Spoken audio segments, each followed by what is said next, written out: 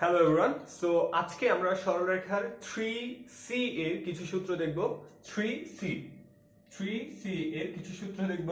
সূত্রগুলো হচ্ছে ত্রিভুজের ক্ষেত্রফল নির্ণয়ের সূত্র, চতুর্ভুজের ক্ষেত্রফল নির্ণয়ের সূত্র এবং তিনটি বিন্দু সমতলীয় হওয়ার শর্ত বা সমরেখ হওয়ার শর্ত। তিনটি বিন্দু না, মানে বিন্দুগুলো সমরেখ বা সমতলীয় হওয়ার শর্ত আমরা দেখব, দুটি বিন্দু।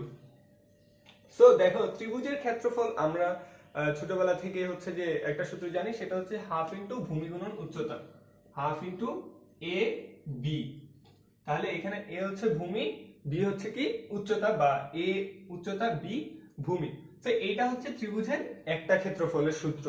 বাট এইটাই হচ্ছে একমাত্র সূত্র না, আমাদের আরো অনেকগুলো সূত্র আছে। এইটা হচ্ছে একদম আমাদের হচ্ছে ইনিশিয়াল যে ক্লাসগুলো আছে এগুলোতে পড়ানো হয়।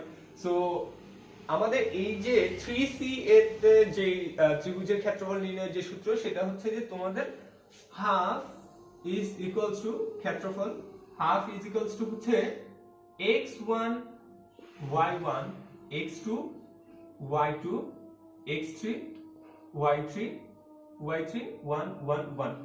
এখন এই x1 y1 x2 y2 x3 y3 কি মিন করে? দেখো, যদি আমরা দুইটি বিন্দু নেই x1 y1 এবং x2 y2, এই দুটি বিন্দু দ্বারা আবদ্ধ ক্ষেত্রের আবদ্ধ ত্রিভুজের ক্ষেত্রফল। এই দুটি বিন্দু দ্বারা যে ত্রিভুজ গঠিত হয়, সেই ত্রিভুজের ক্ষেত্রফল নির্ণয়ের সূত্র কি? এটা বুঝতে পারছো আশা করি।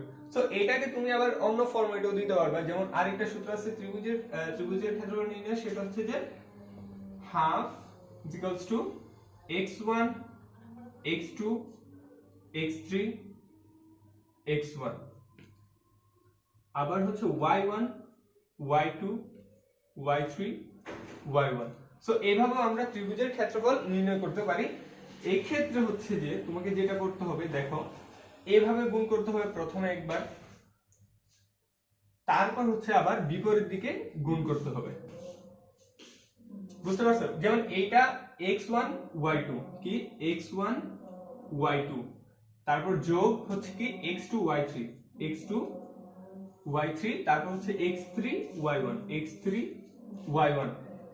এই যে আমরা হচ্ছে যে এই যে এইভাবে যখন গুণ শেষ হয়ে যাবে, তখন আমরা হচ্ছে বিপরীত দিকে গুণ করা শুরু করব।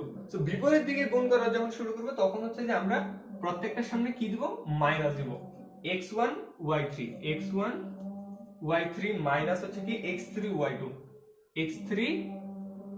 y2, তারপর হচ্ছে কি x2 y1 minus x2 y1।